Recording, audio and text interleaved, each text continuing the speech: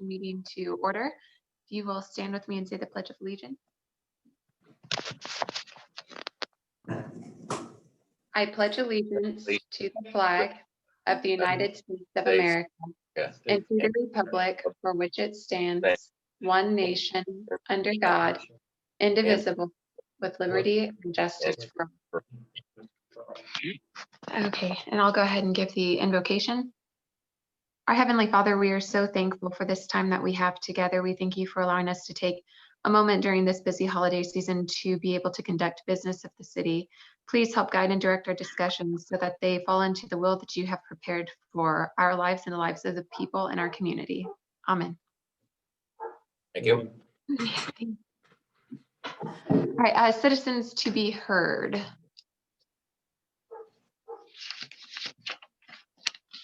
All right, seeing as how I don't believe there is anyone who has anything to say, we'll go ahead and move on to Chapter 13, Streets and Sidewalks. So we'll go ahead and start with Article 1, Sidewalks. So page, I guess, 13-1. All right, did anyone have anything on this section that they would like to discuss or any corrections? I guess in 13-101, that rate of 1 inch to 4 feet, that is an ADA compliant number. Yes, I believe that it's 2% grade.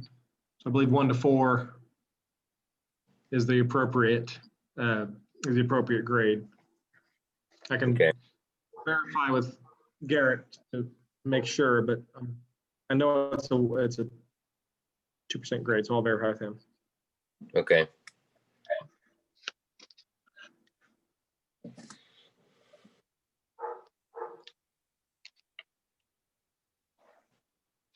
Okay, were there any other comments over this page?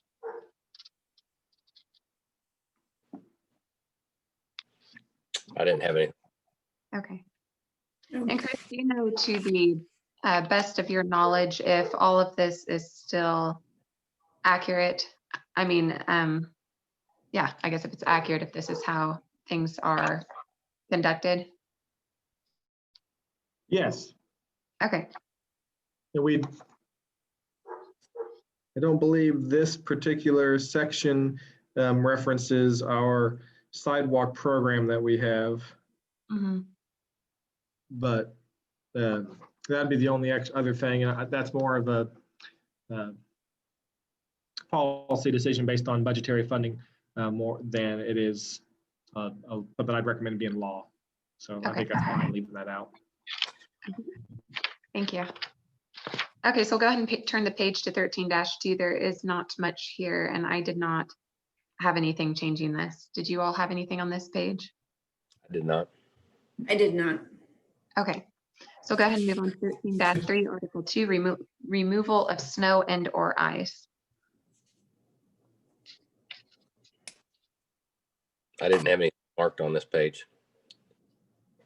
Yeah, I didn't either. Chris, do you know the KSA that it references, if it's supposed to have the E at the end of that there, or I didn't know if the E was supposed to be bracketed or if it's even supposed to be there. I am not entirely sure, so I will check and verify that that is the correct. Normally, those would be bracketed, but I'll check into that and find out. Okay, sounds good.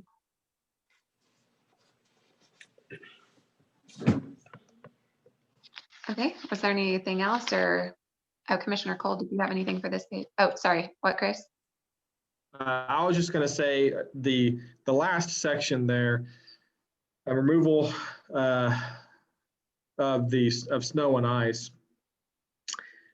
So this is one particular section that similarly we have rarely enforced. It's something that I think does make a lot of sense in some aspects, especially in downtown districts and areas that are heavily traveled. If we were to have, sidewalks heading to all the way to the high school, all the way to the elementary school that were heavily utilized for pedestrian traffic, and they weren't cleared of snow, we could have kids walking in the street, et cetera. Currently, we don't have a ton of that, but it is something that, according to city code, we should be enforcing. And one of those things that, as we've discussed on some other things in the past, would you prefer us to start enforcing it more strictly to be in compliance with code, or would you prefer to remove it? I would like to, one way or the other, either strike it or start enforcing it, because I don't like having things in the book that we don't enforce. But it's been one of those things that's, do we really go after somebody to, remove their snow in this instance?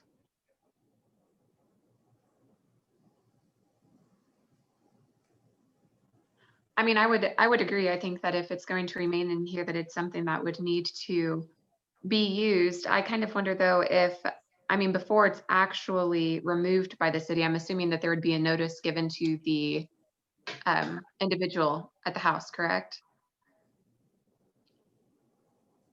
Well, if it was something to where enforcement action, to where we need to go and take care of it, there is no notice provision in here given. More than likely what we would attempt to do, we haven't really done this before, but we couldn't give 10 days notice like we do for weeds, because the snow is going to be gone in all eventuality for by that time frame.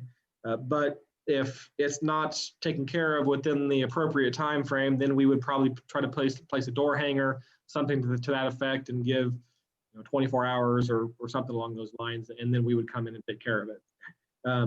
If we wanted to do that, my suggestion would be that we probably add that type of language to the code to say what that period of notice is going to be.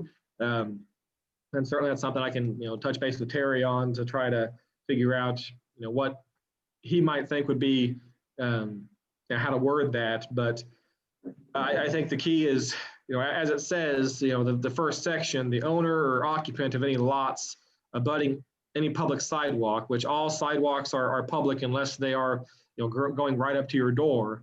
If they're going parallel to the street, then it's a public sidewalk. And so that particular sidewalk should be clear of snow or ice within 6 hours from the time of the snowfall or ice storm, according to this code. And again, 6 hours, that can be tough to, we certainly can exercise discretion, but if it stops snowing at 2 a.m., there's going to be a lot of people who frankly don't have time, do not get up at 6 a.m. to go shovel their sidewalks, so that way kids can walk to school on their sidewalks, but they'd be in violation of code if they don't, because they wouldn't have it shoveled before they got home from work, before school started. And should we take care of it? Should we issue them a ticket? Yeah. I would say we probably give a little bit more time than that for them to take care of their own sidewalk. Kids may have to trek through snow for a little while, unfortunately, but I think we need to give some reasonable time frame at least. That was my question, was the 6 hours, being able to get it completed in 6 hours. Because as you said, a lot of people still go to work if there's a few inches of snow on the sidewalk. And if you leave your home at 5 a.m., you're not going to be out there shoveling it before you leave.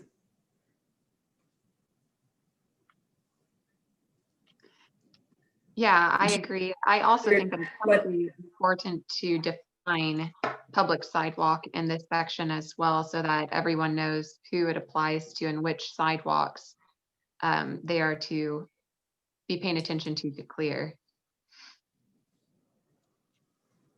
Okay, so if we used Bridget's house, Mm-hmm. then that would mean the sidewalk that runs in front of your house. Right, and to the side, probably on Elm. Yeah. On the east side, right? Yeah, that's what I mean. I think if you were somebody getting up and going to work in the city or just going to work here, I don't know that 6 hours would give you time to get up you know, to be able to get up and get that completed. So maybe That's a lot of it's sidewalk. that's a lot of sidewalk. Yeah, that is a lot of sidewalk. Yeah, I agree. I think that, I mean, I don't know, since the ideal is to try to clear it as soon as possible, should we extend it to within 24 hours? I mean, like you said, The other question I have, should there be a difference between downtown area and maybe in Bridget's house? You know, maybe that time frame looks a little bit different. I don't know. Maybe not. Maybe it's the same.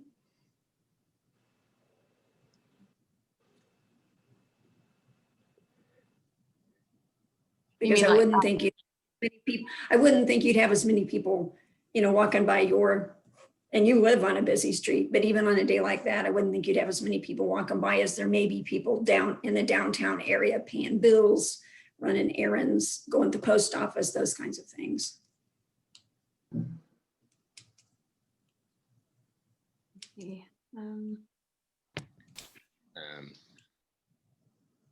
My only thing by leaving it in there, whether it's strictly enforced or not, it may give them a little bit of insight. I mean, if somebody falls in front of your business or your house and it's a public sidewalk, you probably got some liability if you made no attempt to get it off there. So by leaving this in there, I guess it just kind of throws it at them a little bit that it is something that needs taken care of. now, Chris, from what I can tell, this section, the way it reads under A, it's defining public sidewalk as a sidewalk within a business or industrial zone, or if there have been a business or commercial use within the past 12 months. So I don't think that would necessarily apply to a residential area, if I'm reading this correctly. On the 6-hour time frame, right? Sorry, I didn't hear what you said, Greg. Someone was calling me and it muted my phone. So on the 6-hour time frame you're talking Right. about. I think it looks like it would only apply to those sidewalks in business or industrial zones, as it's a clarification to 1 and 2, specifically 2. Well, both of those. Yeah, I think after rereading it, I would concur that I think you're right in that it's only referencing commercial or industrial lots for that time frame. So that may not be, you know, necessarily an issue for, say, you for your house in a residential district. It'd really be anybody who's zoned I1, B1, B2, or even if they're not zoned that way, but they are, their use is commercial or industrial, it would still qualify there. Or if it's been commercial or industrial within the past 12 months, it would still qualify as needing to be done from public or removed from public sidewalk. Right. And I can see why, if it's in a business zone, the time frame, you know, might be a little more important or a little shorter, because that's, I mean, the idea is that people be frequenting those businesses, so they need to clear their sidewalks.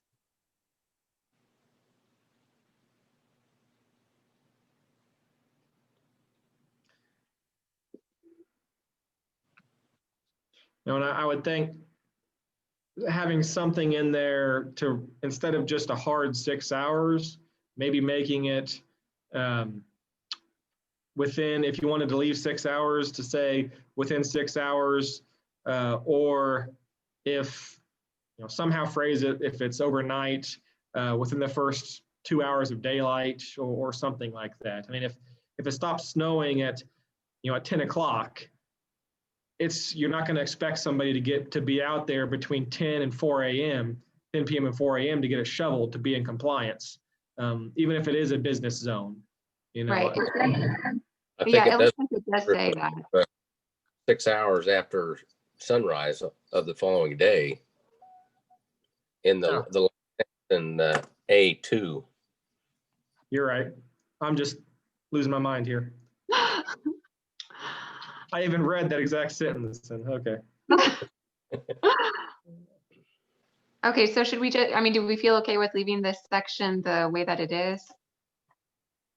I think since it just pertains to businesses or commercial purpose, yeah, I Okay. would be in favor of leaving it exactly the way it is. So the only thing that it talks about on the private property is just where you can and cannot get rid of the piles of snow, correct? Okay, thanks.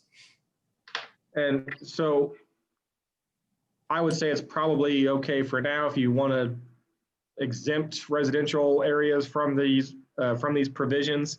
The only thing I would say is if in the event that we ever do get we're hoping to at some point have a Safe Routes to Schools grant and get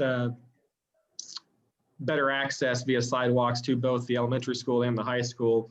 In the event that ever becomes a reality, it might be something at that point to try to designate those routes as snow has to be removed within a certain time frame, at least along these routes, to try to make sure that kids can safely get there. Right.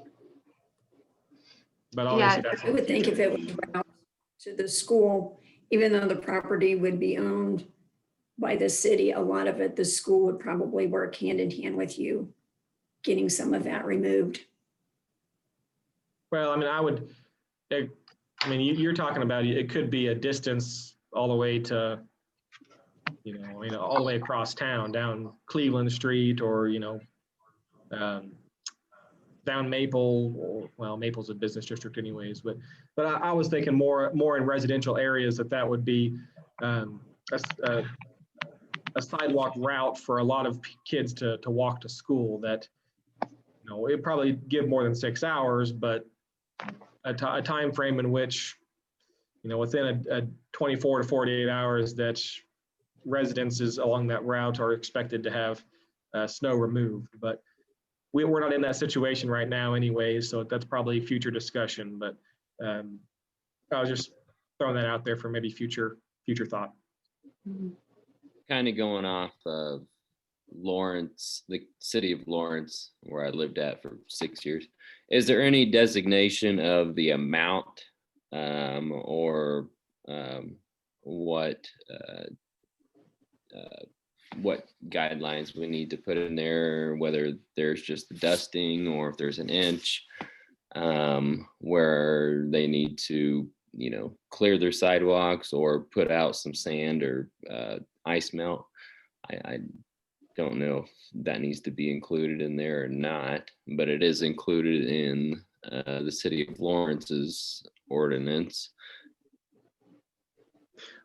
That's probably a good point. I mean, we don't want to run into to issues with somebody complaining because, well, so-and-so didn't shovel their sidewalk in front of their business when it was just a dusting, but technically they're in violation of the law type thing. We could certainly use discretion, but if you wanted to try and make it black and white, that wouldn't be bad to say, hey, if we get 2 inches or more of snow, that this is applicable, or whatever. If you wanted to leave it alone, then that's fine too. But that could be an issue at some point. What is the depth of snow that Lawrence uses, Cody?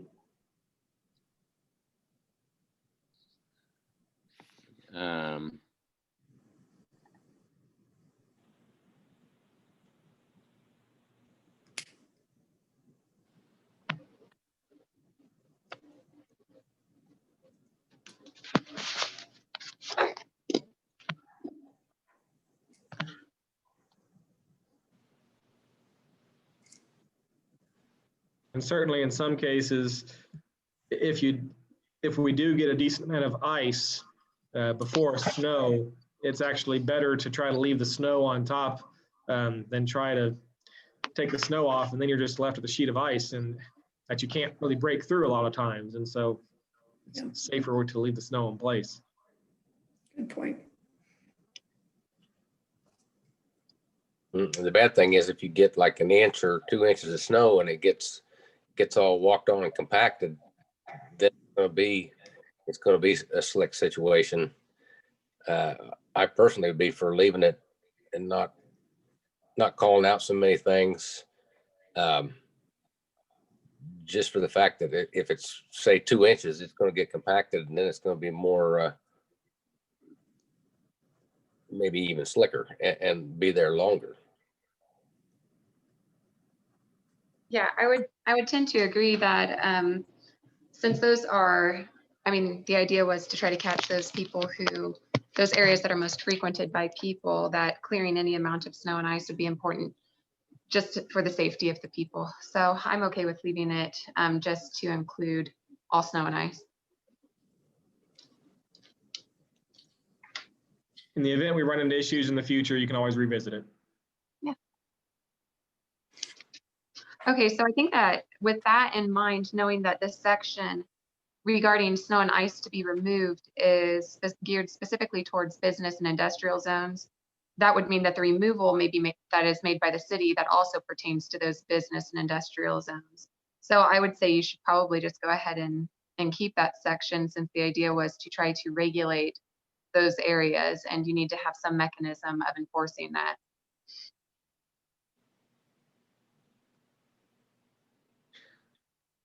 So in terms of notice, you know, we'll go in and take care of it if they don't.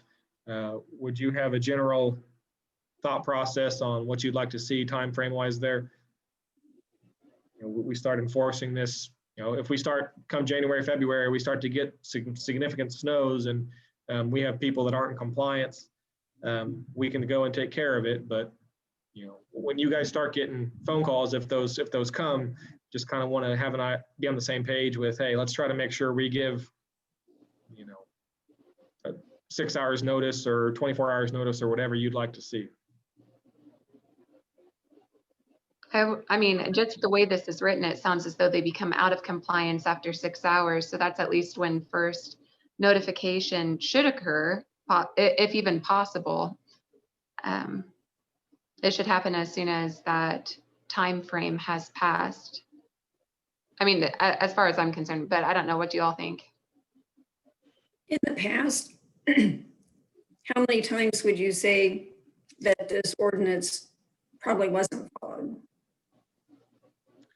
That people weren't able to get that completed? So I would say there's probably a number of, when we get a decent snow, that this is probably not followed well the majority of the time. You're going to have some businesses, some properties that are compliant, but for instance, according to this code, even the sidewalk in front of Denise's Cafe should be shoveled. It's a downtown district. It's a public sidewalk. It's, you know, and in the past, really nobody's been maintaining that property. Nobody's been maintaining the vacant lot around, you know, beside it. So, but those areas should be shoveled. And so in the event somebody wants to walk along that sidewalk, according to our code, that needs to be done. So in those specific situations, that's probably pretty consistently in the past that this code has not been followed. And we can start to enforce it, and realistically we'll be the ones shoveling the, just like we're the ones in a lot of cases that have been mowing the vacant lot there. With Denise's, hopefully with the new owner, that they'll go ahead and get out there and get the sidewalk shoveled, would be my hope. But I know the challenges we're going to run into, especially on some of these vacant properties, is going to be rather extensive with regard to getting people to comply with this. So we're going to have some time invested in taking care of it ourselves until we get people on board with, okay, same thing with code enforcement with regard to nuisances and mowing their grass, et cetera. You know, once people get hit with the $75 an hour bill from the city a couple times, they figure out, I'm going to hire somebody for $20 an hour to do it because it's costing me money to have this, to not need to be in compliance. But it'll probably take some of those situations to happen before people will get the picture that we're serious, since we haven't enforced it regularly in the past. How many how many places, how many business do you think that the city would end up having to do this? Because it doesn't just snow on Monday through Friday. You're going to have weekends, so you're going to have to bring employees out, pay overtime or whatever, if it's after hours, right? True. And, that's a challenging situation, especially with regard to, some of those that we attempt to make notice on and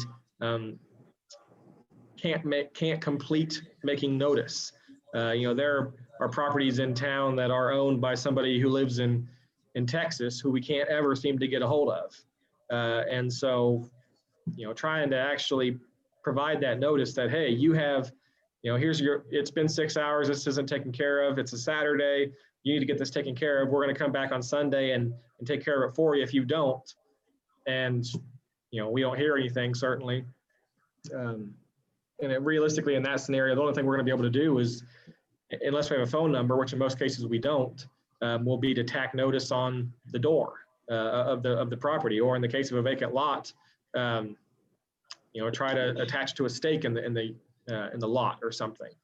And then we're going to be out there in many cases on a Saturday or Sunday, racking up overtime for a vacant lot there. So unless you want to try to address it a little bit differently, you could change it to where, it says something along the lines of, unless it's not being utilized at the moment, but there are businesses on the other side of that, on the east side, that are in operation. You have the watershed business down there. There's I believe still a picture studio down on that end, that over the weekend, if they want to walk up to the Mexican restaurant and they can't, or they have to walk out in the street because of all the snow or ice and, they get hurt, if we're going to enforce it, in my mind, we need to try to enforce it across the board. But there will be a lot of challenges with regard to it. Sorry, my computer went dead there.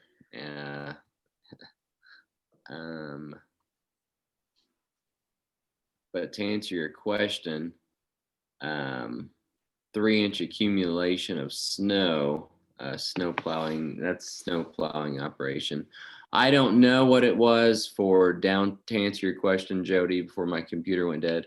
I don't know what the minimum accumulation was for downtown or residential, but I just know that there was some kind of minimum to where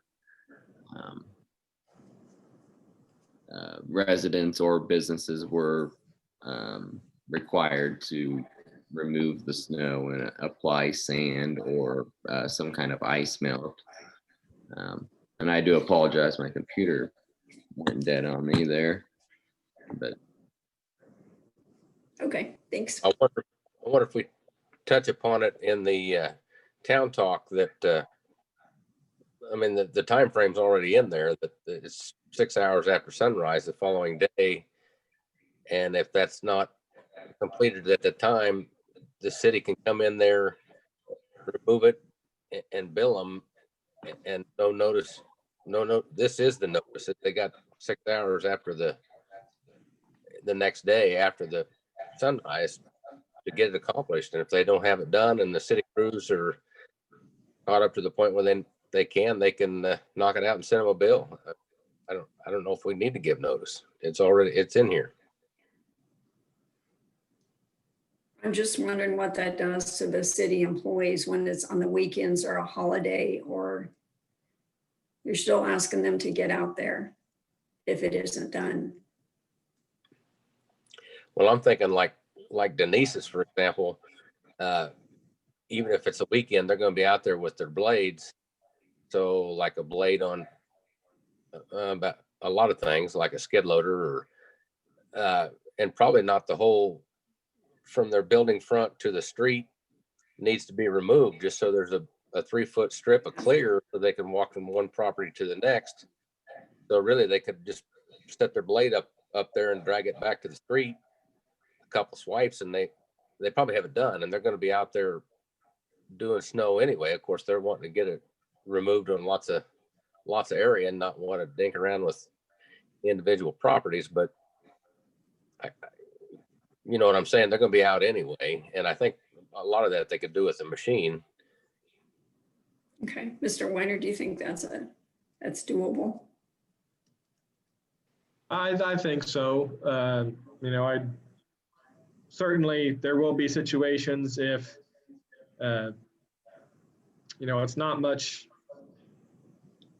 If we've already plowed the street, let's say, and go home or whatnot, and they, you know, streets are okay, but say, you know, the person's property is not, because, you know, now they're it stopped snowing, 6 hours has completed, streets are okay, but now we need to come back in for this scenario. That could be an issue at that point, you know, and that could be an operational challenge, finding somebody to come back in for specifically, you know, 1 or 2 properties that need to be shoveled. My guess is initially we're probably going to see more than that, because again, I expect that it's going to take a little while to get people up to speed with, okay, this is what we're going to start doing. Even if we put it in town talk, until we actually enforce it, I have a feeling that there's going to be a number of businesses that don't expect it to actually happen, or, you know, vacant properties owners that don't expect it to actually happen.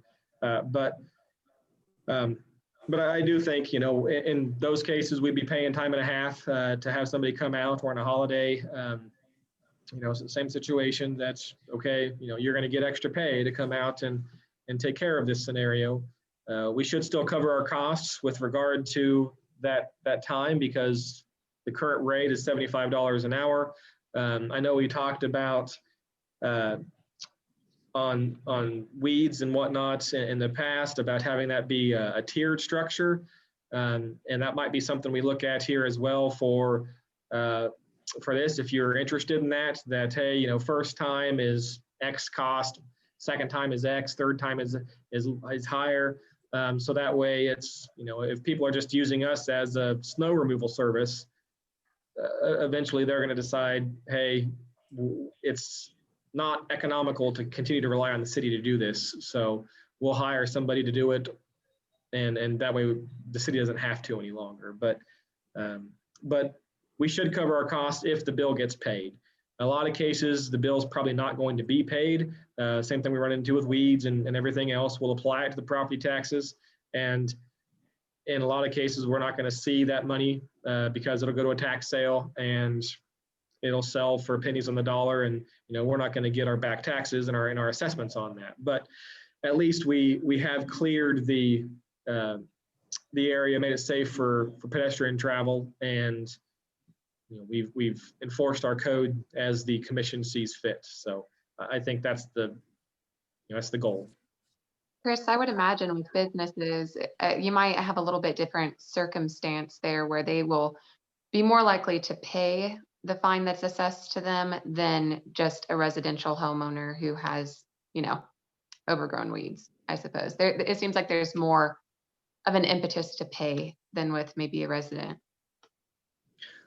I would agree. I was thinking more along the lines of the vacant lots. For instance, the nieces that, you know, in that particular case, we had years of back taxes. We mowed that vacant lot there, and you know, we had sunk costs in there, because every time we invested any kind of time or resources into that, you know, we didn't get any money back on that, and none of those bills got paid. And that's the same general location that we're talking about now. But thankfully, there's a new property owner there, and that may be a different scenario moving forward. Hopefully, that we won't even have to mow it. We won't have to scrape the sidewalk. But, you know, if there's a similar scenario at some point, you know, for instance, the chamber players, you know, they own the lot down there by Patriots Bank. Hopefully they're able to get over there and get that shoveled. But, you know, is that something to where that volunteer organization is going to be able to find somebody or pay somebody to get out there within 6 hours of the snow stopping, or within 6 hours of sunrise, to get their portion of that sidewalk shoveled?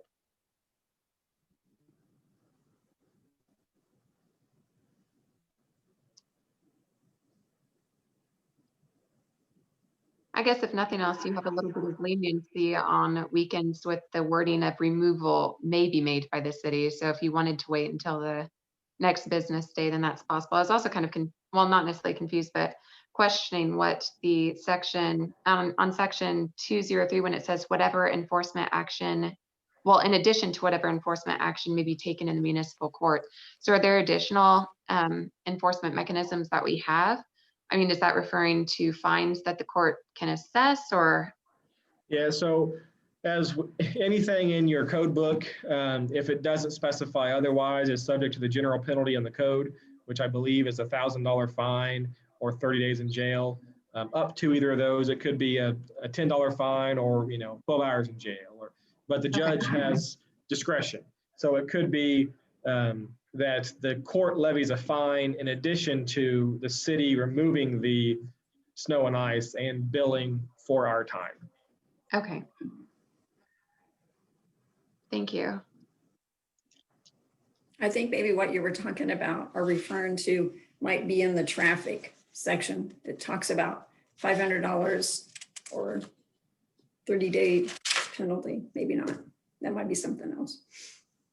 Well, and there are sections that deal with specific fine amounts, but anything that doesn't list a specific fine amount, the violations of this code are subject to the general penalty, which I believe is in the very first chapter under general provisions. I think it's 117, where it addresses whenever any offense is declared by any provision of this code, absent a specific or unique punishment prescribed, the offender shall be punished in accordance with this section, a fine of not more than $1,000, imprisonment in jail for not more than 179 days, or both such fine and imprisonment not to exceed A and B above. So it's, the judge can do either of those if there's not a specific penalty spelled out. So if you wanted to afford a fine less than that or more than that, you would need to specify in here. Okay, thank you.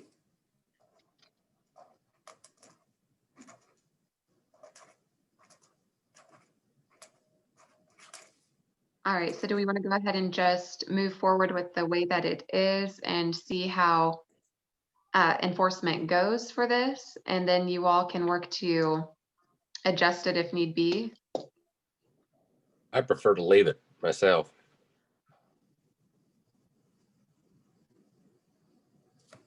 Okay. I am going to leave it if Mr. Weiner feels like it's workable. Because there's nothing worse than having a code and not following it. So I agree with him. We either follow it or we let it go. So I guess I'm asking him, do you believe this is one that we can follow? And because it's going to involve probably city employees to get some of that done. I think we can, and we can certainly work with people and try to put something in town talk to increase awareness of it. I do expect probably the biggest ones that we have challenges with that are going to be, I think, significant challenges will likely be like the Chamber Players property down there, because they're not there every day. We're going to have businesses that are there every day that can have somebody go out and shovel the sidewalk or hire somebody to take care of that for them. They're generating income off of their business front.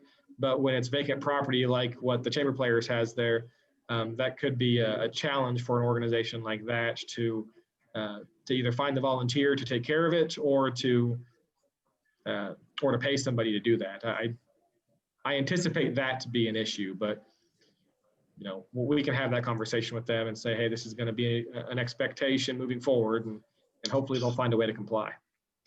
Chris, I think, sorry, Jordan. Go ahead. I was just going to say, I think the problem would be is if I own property or a business that butted up to people who didn't you know what I mean, who didn't shovel that. Mhm. So wanted to come to my business are going to have a hard time tracking through all of that. So Very true. I'll And there, agree with you. there- I think it would be tough for them, but I do think probably it needs to apply the same. and there are people that, you know, park down there along that stretch of Yeah. sidewalk all the time and walk to the bank or, you know, to wherever. Yeah, So, that's what I was thinking about. Yeah, and if I ran the bank, I'd want to make sure that everybody had access to get in and out of there, get in and out of my business. So, yeah.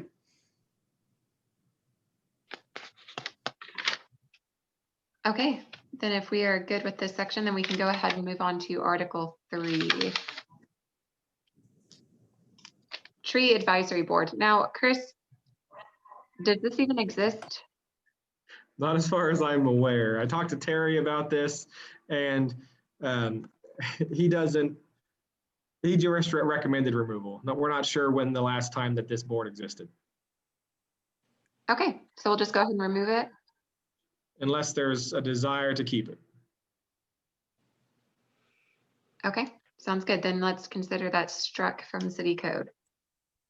All right, Article 4, trees and shrubbery.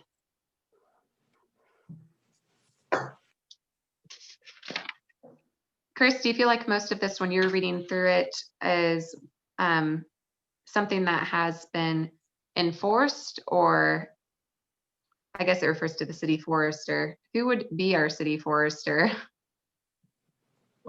Well, I played the role of city forester here about a year ago, or a little over a year ago, I guess, when we were trying to figure out what to do downtown with the shrubs that were planted in that median there on 5th Street.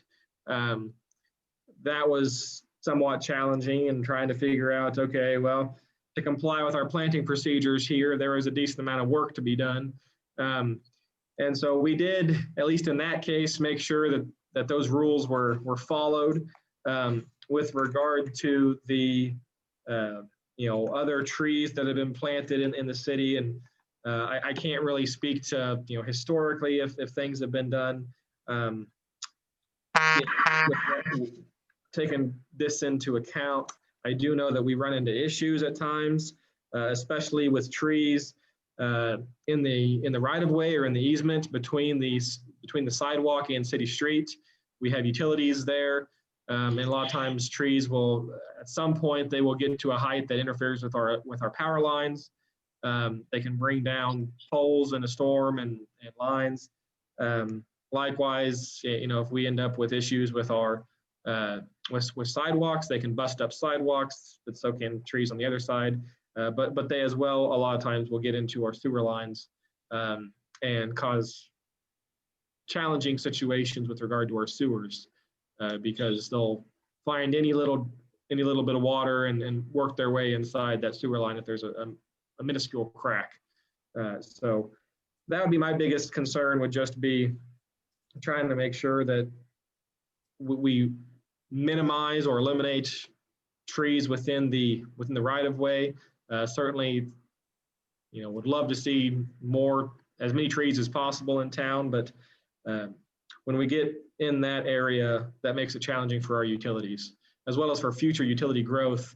If we need to build a new line, when we have to take out trees, that not only is more resources to do with regard to taking trees down, it also upsets people, because they could have a 60-year-old tree that's been there, and they don't like it when we come in to tuck their tree down just because we want to put in a new water line.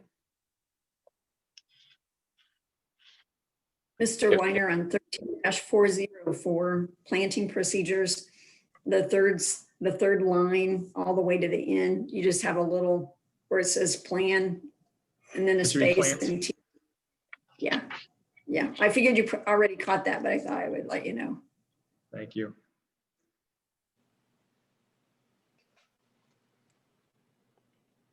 If I recall, gosh, I don't know, it's way back 25, 30 years ago, I thought they had a tree, must have been a tree advisory board. I thought they purchased trees and sold trees, but I was thinking that those trees had to be, the way I recall it, that they had to be planted in the easement, which never made much sense to me. That that's just a future headache, but that's the way I recall that thing worked. That they could purchase trees, I think, somewhat cheaper, but they had to be planted in the easement the way I remember it. Now this is way back, so I don't know. But if it was like that, that's what my interpretation of it was. And I always thought, boy, that's a bad plan for 10, 20 years down the road. Yeah, I certainly am a fan of trees, but just not in the easement. And then, it is nice, say on the, 4th Avenue, there in the median, having some trees. But, trying to make sure we have the right type of trees in those situations, that our roots are going to go down and not spread out, and as well as, trees that aren't necessarily going to become incredibly massive. We don't want roots tearing up streets and curb and gutter and everything. So, the right type of trees, if we are going to have things planted in between sidewalks, it's important that the trees conform to kind of what our goals are.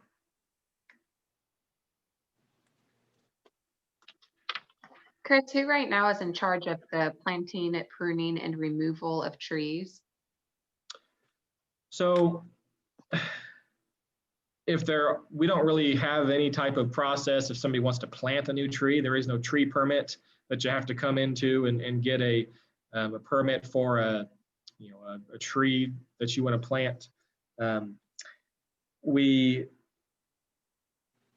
In terms of removal of trees, if it's a situation to where somebody has a tree on in between the easement or in the easement in the right of way, and they want it gone, in most cases they want the city to come take care of it. And if it is dead, dying, causing problems, etc., in most cases we will go ahead and do that.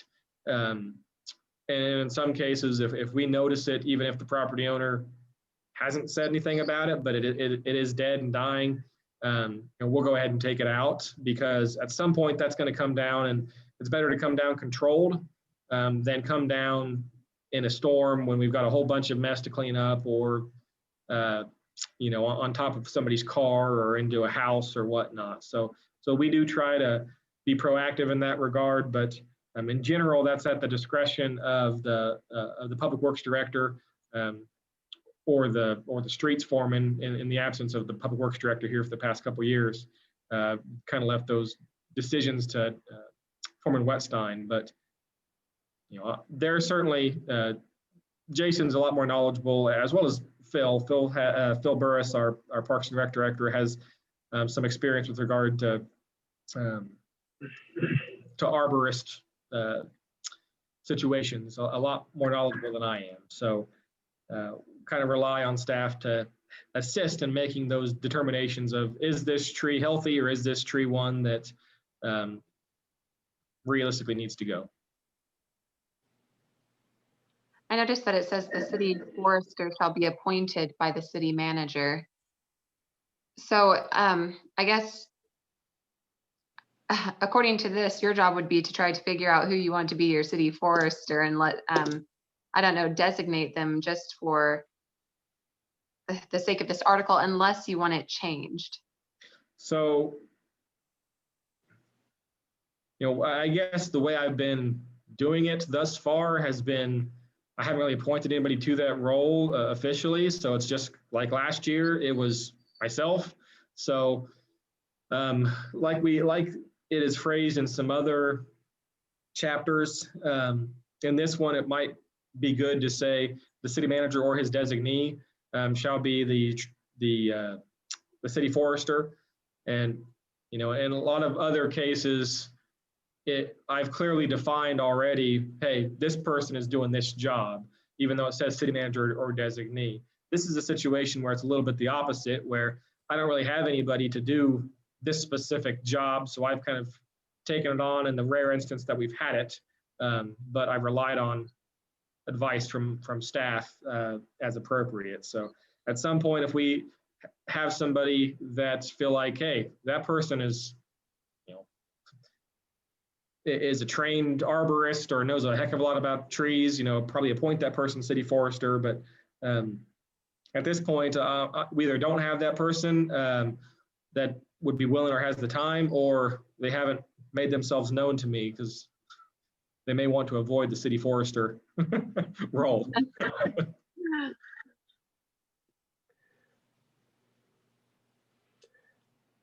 Well, I think it shall be appointed by the city manager or designee. That ought to take care of it on a case by case basis, and it can get accomplished. Yeah, so having like the city forester or designee shall be appointed by the city manager. Or his designee. Yeah. I think would take care of it on probably the rare case that's needed. Okay. Yeah, I agree.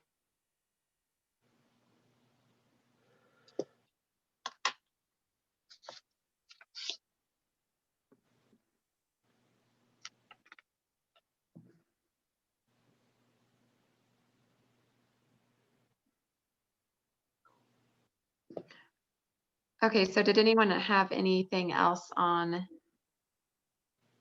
13-5?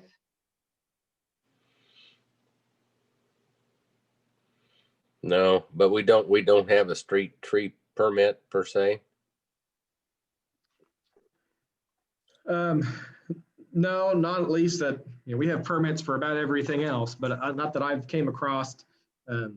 That's not to say that we couldn't make one and start requiring that if that would be something that the commission would like to see. My personal preference would be if you want to allow trees within the easement. Here it says no tree shall be planted where the clear space between the curb and sidewalk is less than 10 feet. If it's a situation to where, say, the curb and sidewalk are 20 feet apart, in that case, technically a tree would be allowed there. In that instance, I think it might be beneficial to have a permit process to say, okay, we'll allow it, because code allows it, but we want to have a permit process so that way we can help you allocate where that tree is going to go, and make sure that, we have utilities, here. And so we want your tree to be set back at least far enough that it's not going to, we don't anticipate it being an issue here. Previous community I was with, people ended up planting a whole row of Bradford pear trees in conjunction with some cedar trees right underneath our power lines. And that wasn't an issue for 10 years, but then we had to come in and lop off the top of all these cedar trees because they were getting into our power lines, and we upset those people. And, I would rather avoid that scenario if we could. I guess one thing it would do would be maybe give them some guidance on the types of trees. If you put say a weeping willow 10 feet from the street, it's not going to be that far down the road before that tree is going to be all over out in the street. Yeah.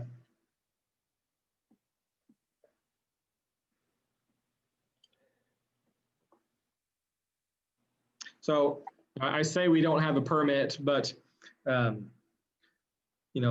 that these planting procedures called for certain things, when we had this scenario last year, I made a permit that was, if I recall correctly, I think just on a sheet of paper. We didn't have any kind of formal document. So I said, well, this is the street tree permit. But we certainly could make something a little more formalized if we want to try and do this a little more frequently. And if there was a desire to say, all right, within these parameters, say a permit will be required, I do think that would be beneficial, as you said, to at least try to help provide some guidance on what trees to utilize, as well as where might be the best place to put those. We're in the creative mode of late. And so I think we could probably whip one of them up pretty quickly if we had to. Travis has been creating stuff all day. Really?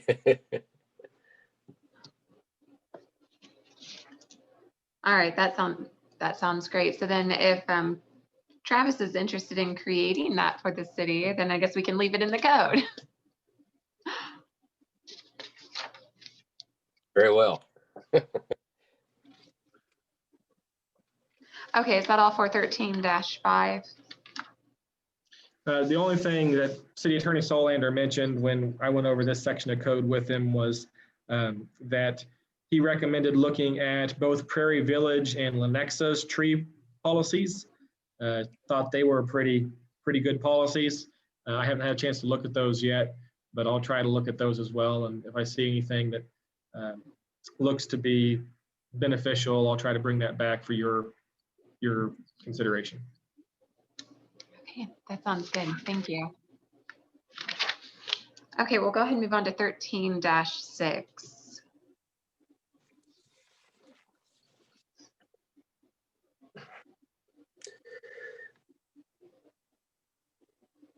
The only thing I seen on 13-405, third sentence, last word,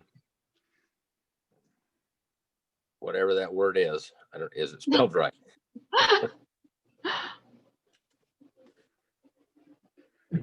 The deleterious or whatever Yeah, that's supposed to be.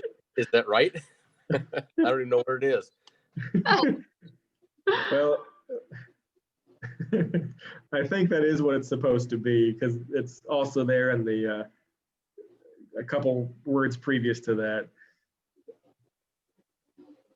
Didn't catch those. In charge of gas or other substance deleterious to tree line. Mhm.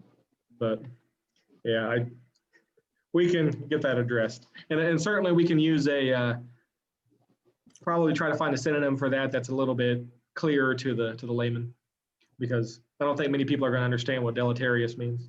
Hey, I don't.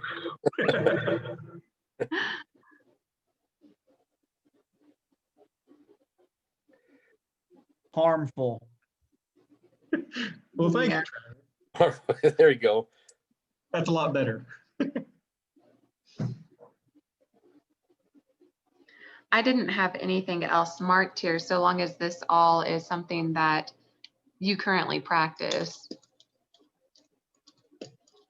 Yeah, the biggest thing that we run into currently is really the tree trimming. Trying to make sure that people keep their trees trimmed back. In a lot of cases, they don't, and so that's a situation to where we'll come in and we'll take care of it, and then we run into challenges at times. We are in the process of trying to make sure we notify people that, hey, in this situation, because it's been allowed to grow like this for so long, we'll take care of it this time. But from this point forward, we're going to expect you to maintain the tree and keep it trimmed back from becoming an issue. If it becomes an issue again in the future, then you're going to have to take care of it, or we'll take care of it and bill you for it. But we're trying to work with people and at least get it into compliance initially, and then moving from that point forward.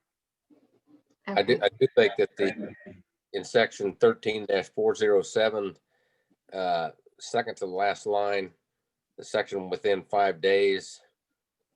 5 days is pretty short notice to get things done, especially if you got to hire somebody to get it accomplished in 5 days is probably nearly impossible.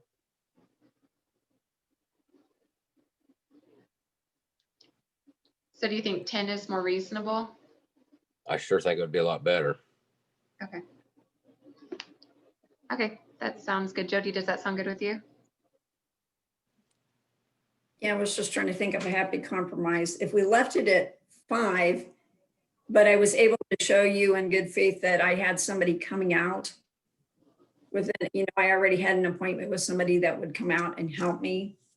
Would you want to leave it at the 5 so you're not going back and forth with 5 days, 10 days, 8 days? But it's 5 days, at least in 5 days in good faith, I've made contact with somebody that will take care of the problem. I don't know if that's helpful or if that hurts it.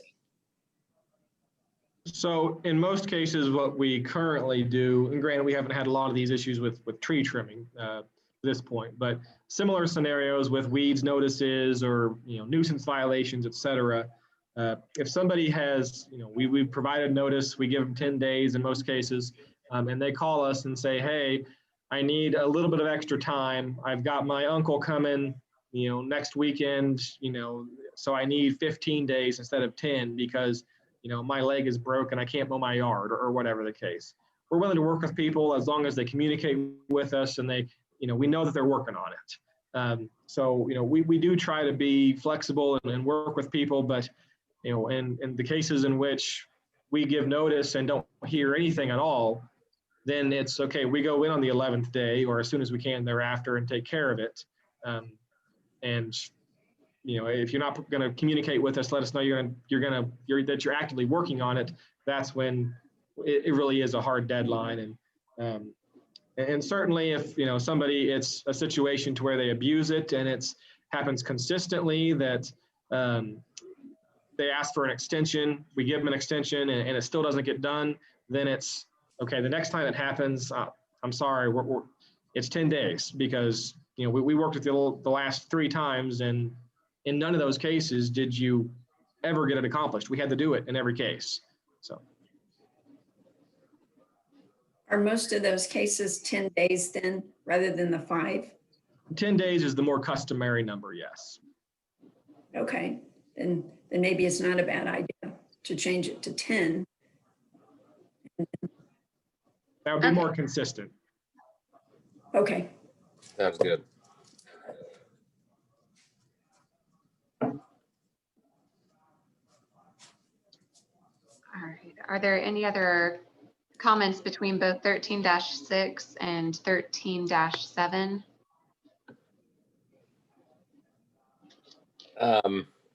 On 13-408, and I don't know, I just got marked under the last sentence or upon any private grounds.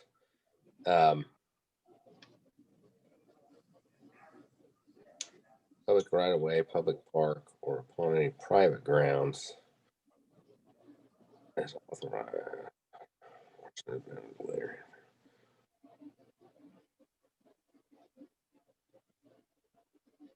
Pruning, spraying. I don't know. There definitely needs to be some notice given. I mean, I think just to trump on somebody's property and start whacking up their trees, better tread lightly. So the way that I understand it is they would have notice. So like in the trimming instance, since that's where an authorization is made for it, it gives that person notice of 10 days now that we just changed it. But it seems as though there should be notice to the person of any violation before the city forester will go in and actually start cutting things. I mean, the only thing I can think of if it's private grounds would be if it is violating something like if trees are growing into electric lines. At least that's the way I read it. Chris, is that kind of how you understand it? Yeah, it just needs to stay out of city utilities essentially. And I do think there's provisions in there for, if it's got the ash borer, the various tree funguses or insects that can be infectious and kill a whole swath of, a whole community of trees, that at that point the city forester could say, hey, this, even though it's on private property, this tree needs to go, or else, the entire town's trees could all die. So we're going to basically kill this tree, quarantine it because, we're trying to get rid of the virus before it spreads. Well, maybe you could just put a mask on it. That Cures might all. be effective. I don't know. Well, the only thing in 13-408, it needs to be, I think something needs to be spelled out in there that notice be given to the property owner, so we don't just wheel in there and do something and they're just completely shocked that their tree got removed on, up by their house or something.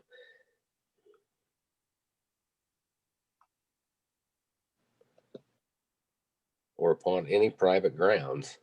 As But I think that next section there, as authorized, we're not going to go upon private grounds to do anything unless it's authorized by the article, and the article authorizes what areas we have that authority to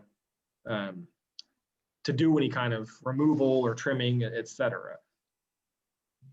So Which we is- already should have provided notice and whatnot due to the provisions required in that in those other sections.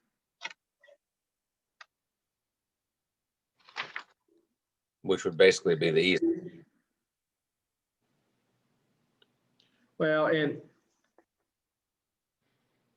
it also says every owner of any tree overhanging any street or right of way within the city shall trim the branches so that such branches shall not obstruct the light, so on and so forth. So even if that tree is not within the easement, even if it's on their side of the sidewalk, they're still required to keep the branches trimmed so as not to obstruct the light or obstruct the view of an intersection, etc. A weeping willow, if it's a massive weeping willow and stretches a long ways, sidewalk's only, let's say, 8 foot from the curb, and weeping willow's right there, that weeping willow can droop down into the street, and that's not allowed. It has to be 8 foot above the surface of the street. And so we could come in there, even though that weeping willow is a private tree, but it is overhanging the city street, city right of way, and it is out of compliance if it is less than 8 feet above the street surface. So we could come in there and trim that if they don't take care of it themselves. They should take care of it themselves, because it says That would come in 10 days notice, so they would be notified. yes. So that's what you just changed. Currently it's 5, but you're saying we would have to provide 10 days notice if we wanted to go in there and take care of it ourselves because the private property owner hasn't. Good enough, as long as they get notified and get a chance to protest it or comply with it. Yep. Okay, was there anything else over these 2 pages? Nope. Okay, then we'll go ahead and move on to 13-8, Article 5, numbering of buildings. Does anyone have any questions or comments on this section?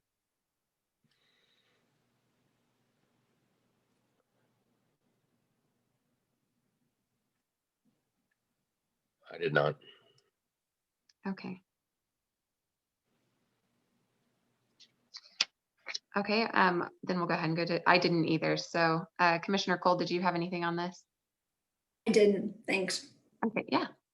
All right, so Article 6, street lighting. This first page, 13-9. I didn't have anything marked on this page. Yeah, I did not either. Commissioner Cole. I don't have anything marked. I didn't know if there was anything on the city side is there anything on that page that concerns them? I don't have any concerns on this page. Okay. All right, then 13-10 is the section continued. I'm assuming everyone's probably okay with this as well. I am. Yeah. Okay. My Oh, so- only, Oh, go ahead. sorry, No, my only thought would just be, might look to on, whereas F says of not less than 250 feet in residential areas, and trying to increase street lighting to try and improve the lighting of our streets. You might also consider the same type of thing for E. F sets a minimum. We might also want to try to set a minimum for some of these, for some lighting. I know, personally, I feel like a lot of our street lights are a little bit dark, especially in some of our more well-traveled areas, downtown, Maple Street. You go to some other communities and it just feels a lot more well lit. And especially in the commercial areas, and even in the residential areas, I still feel like it's, I have a street light I have a street light in my yard, and I still feel like that's not very bright.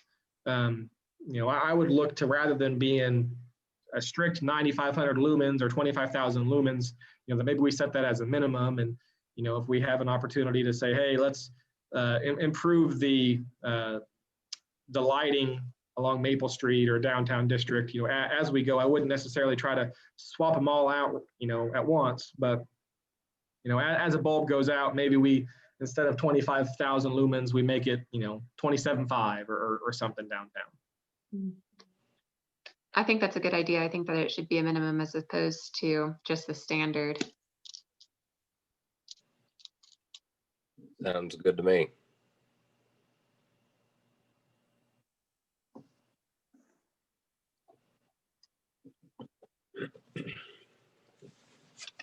Okay, so we will go ahead and move on to 13-11, Article 7, police agreements. Since we were just dealing with the police agreement, I'm assuming that most of this probably looks good, Chris, or you would have had a chance to look at that then.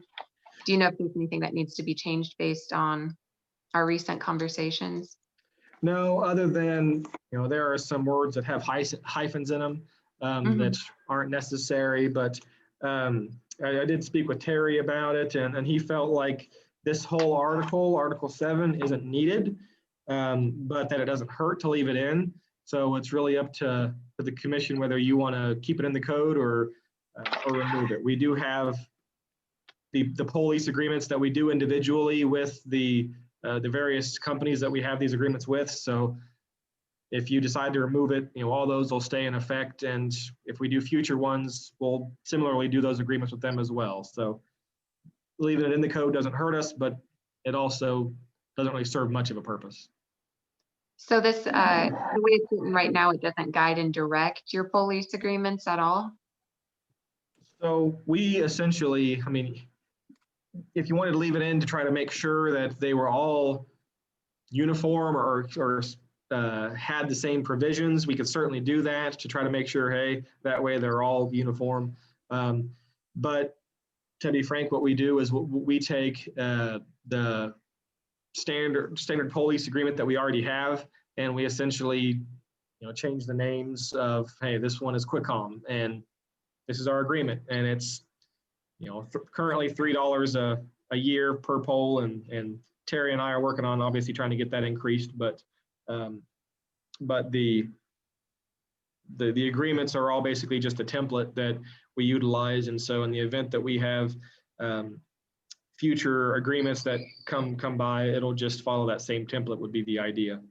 Right. When I'm looking at this right now, it looks like it specifies a lot of things, like people can't just connect whatever they want to your poles. It seems like it would be prudent to keep it based on it not just being about the agreement itself, but it has a little bit more than just that. And I don't know if that's addressed somewhere else or why he would think it's not necessary.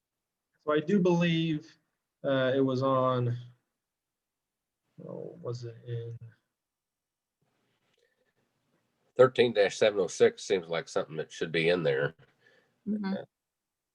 Yeah, and I was thinking that we had another section here that addressed that in particular, in terms of pole attachments that were not approved type situations. That might be in utilities, but anyways, I can verify that and let you know. And like I said, there's no harm in leaving it in, certainly. So if you just want to continue to leave it in, that's perfectly fine.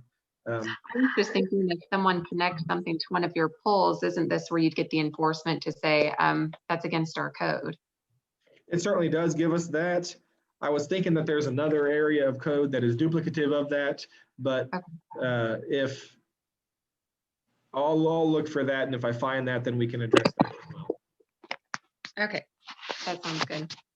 I think so too. I think we should leave it until we find it either in a place, because I think it does have a lot of specifics that would be helpful. All right, that sounds good. And that brings us to the end, since you had mentioned the hyphens that are misplaced Yeah. throughout. I'm assuming you also noticed the 13-12 one at the very top. But yeah, so I guess we'll just wait to hear if this is addressed elsewhere. And with that, we have finished the section. So does anyone have any other comments or questions over the streets and sidewalks section before we go to our second citizens to be heard? I do not. Okay. I don't have any questions. Is there a plan or a date to go forward with the traffic? I didn't know if we talked about that, or is that something we can talk about it tomorrow night as well, but just to kind of know in advance what we're going to be covering so I can review it again. I've read through it, but I would think that whenever, yeah, I don't know if we will get one in, I mean, before the end of the year, at least for me to be involved. So, I mean, if we do want to try that, that's fine with me, but it would be just that one section, the traffic section. But yeah, we can discuss it tomorrow. If you all think that you have any days, we can just see if we do before the end of the year, and then you'll have to take over. Dump it in So- Cody's. Yeah. Oh, well, at least we've done, a good portion of the work. So That's I right. mean, no one could have predicted there would have been, well, that COVID would have happened. The year 2020 would have happened this way. Yeah. I So, do. I'm sorry. No, go ahead, Chris. I was going to say, I do appreciate all of your efforts to go through this. This has been a heck of a lot of work. And certainly, especially here in the last few months, we put a lot of meetings and a lot of time into moving further on this. So I do appreciate all of your efforts in getting us to where we're at. So thank you very much. Not a problem. It's something that I rather enjoy. I still have everything that we have yet to come noted. So if you need any help, I'd be more than happy to attend the meetings whenever you do discuss it. We welcome you to do that. Yeah. So, all right. Without any other comments here, are there any citizens who would like to be heard?